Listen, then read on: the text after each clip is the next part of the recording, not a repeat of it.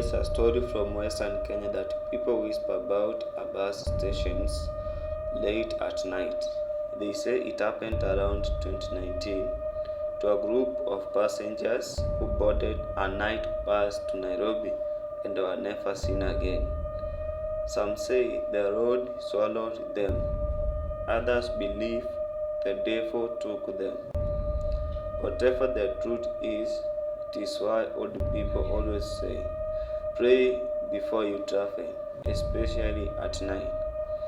It was a Sunday evening when a bus called Transline Classic was scheduled to leave Kisii from Nairobi at 8 a.m.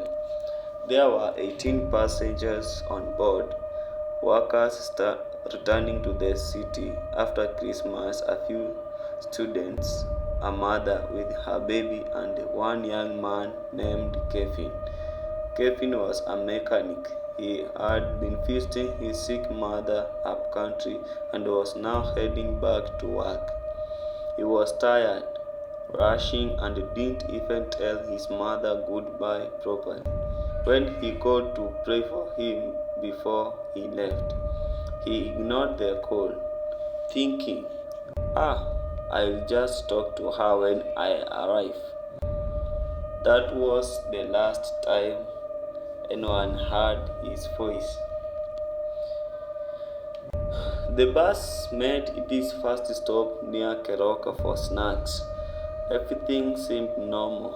Passengers were laughing, buying tea, roasted maize, and mandazi. There was one strange thing though. A tall woman in a black dress who appeared out of nowhere and boarded the bus without paying fare. The conductor argued with her, but she just stared at him and said quietly, "You have already been paid." Her voice was deep and soft, like two people talking at once. The conductor, confused, turned to the driver, but the driver nodded slowly, like he was under a spell. They let her sit at the back. The bus left Keroka at 9 p.m. That was the last time anyone saw it alive. According to records, the bus never arrived in Nairobi. It didn't appear on CCTV cameras, never passed through toll stations, and wasn't found in an accident. For 2 days, relatives searched police stations, hospitals, and roadsides. Nothing. But on the third night, a strange thing happened. At exactly 2:14 a.m., one of the passengers' relatives received a phone call. It was from the driver's phone number. When they answered, all they could hear was the sound of rain, heavy pounding rain, and faint voices praying in the background. Then a woman's voice came through the line. She said, "We didn't pray before we started the journey." And the line went dead.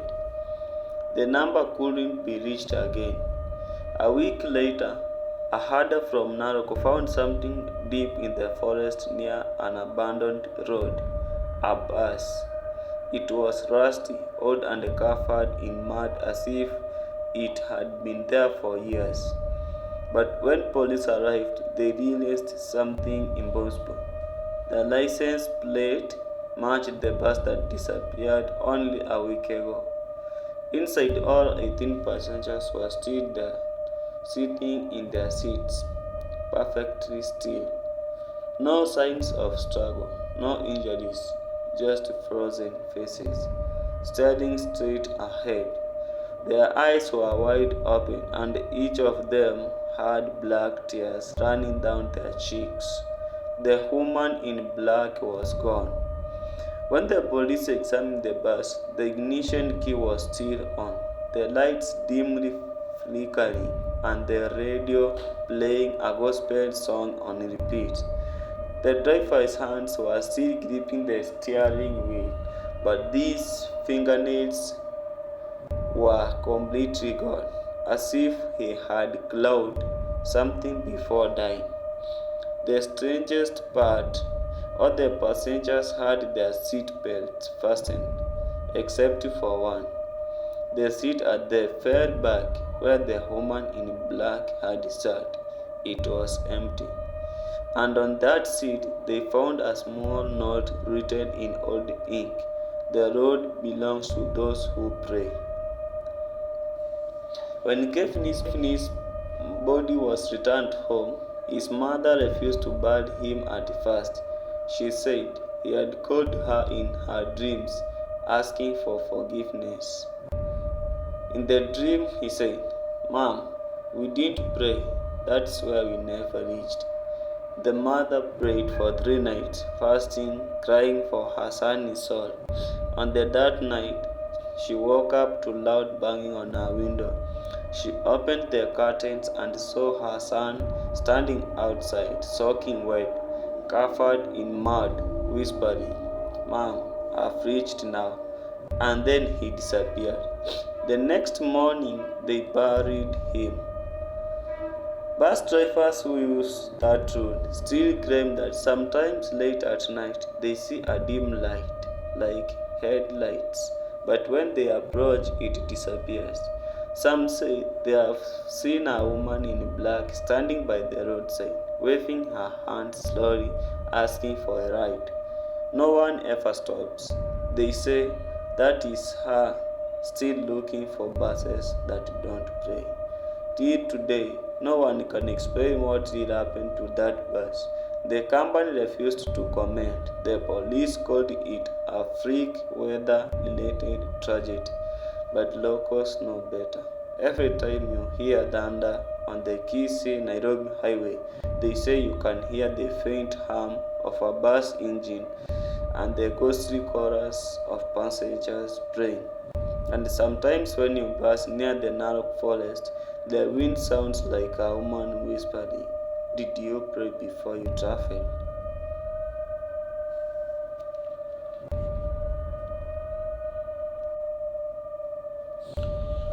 Three years after the strange disappearance of the Transline Classic bus, people thought the story was over. But evil doesn't stay buried, it waits. In 2022, a new bus company called Silverline Express began operating on the same Kisii Nairobi route. Their slogan was "Safe, Fast and Blessed." They even painted a Bible verse on the back of each bus. Psalm 121 verse 8. "The Lord will watch over your coming and going." But not everyone trusted them. Old drivers used to shake their heads and say, "That road remembers." Still, people needed to travel. One Friday night, a sleeping bus called Mara Express left Kisii at 8. Same time, same road. Among the passengers was a university student named Lynette, a mother with her 2 kids, 3 businessmen, and 1 priest. And there was also a quiet young man in the back seat. Nobody knew his name. The weather that night was strange. There was no rain, but thunder rolled endlessly across the sky like angry drums. The driver, a man named Peter, told the conductor, "Let's pray before we go. I have heard stories about this one." The conductor laughed. "Boss, pray later, we will be fine." So they didn't pray, and that is where everything went wrong. The woman returns about an hour into the journey. As they approached Sotiki, the bus slowed down. A figure stood by the road, a woman in long black dress, her face hidden by a veil. She was waving slowly, just like before.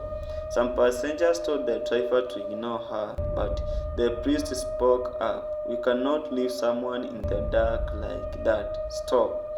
The driver hesitated, but obeyed. He opened the door, and the woman climbed in silently. No one saw her face.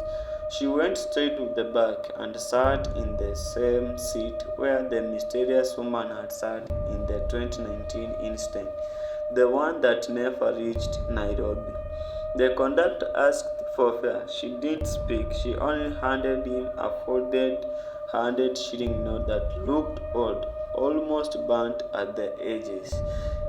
He didn't want to argue, so he put it in his pocket. But when he later checked, the note was blank, and cold to the touch. As the bus continued, people began feeling uneasy. The priest tried to start a conversation, but no one responded. Then one of the children began crying, pointing toward the back. "Mom, that woman is staring at me," the mother thought, but the seat was empty. She thought maybe the woman had moved, but when she looked around the bus, she wasn't anywhere. Yet, every time the headlights passed a reflective road sign, the black figure appeared faintly, standing in the reflection, not on the road. Passengers began praying softly. The priest took out his rosary to lead a prayer. As soon as he began saying, "Our Father who art in heaven," the rosary snapped in his hands. The bus engine sputtered, the lights flickered. The driver shouted, "What's happening?"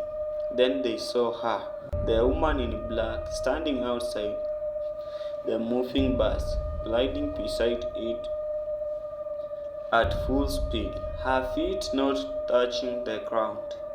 Her face was no longer hidden, her eyes were hollow sockets, and her mouth stretched too wide, whispering words no one understood.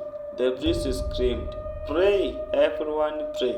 The passengers began shouting prayers, some in English, others in Swahili, others in tongues. But the bus suddenly swerved, as if something invisible had grabbed the steering wheel. When the bus finally stopped, they were no longer on the highway. They were on a narrow dirt road surrounded by thick mist and dead trees. The driver tried to reverse, but the road behind them was gone, replaced by darkness. Then the radio came on by itself, crackling with static. Through the noise, a voice whispered, "You didn't pray." The bus door opened slowly. Outside, the woman in black stood, pointing one long finger at the priest. "You had the power to stop this," she said, "but you doubted." Her voice sounded like hundreds of voices layered together. Then she smiled, and the lights went off. The morning villagers from a nearby area found the bus parked quietly in a field. It looked normal from the outside, but when they opened the doors, all the passengers were there, frozen in place, eyes open, mouths slightly smiling. The priest was still holding his broken rosary, and on the driver's seat, a message was carved into the steering wheel. "The road doesn't forgive those who forget to pray." No one ever saw the woman again, but one of the rescuers saw that as he walked away from the bus, he felt someone tap his shoulder. When he turned, a soft female voice whispered, "There is another bus tonight." Since that day, no buses traveled that route past 8 p.m. Drivers said the road changes at night. It leads somewhere else. And if you ever travel from Kisii to Nairobi and see a woman in a black dress by the roadside, no matter how helpless she looks, don't stop. Because if you do, she'll rejoin your journey and you'll never reach your destination. Kindly subscribe, like, comment, and share for more interesting stories. May God bless you.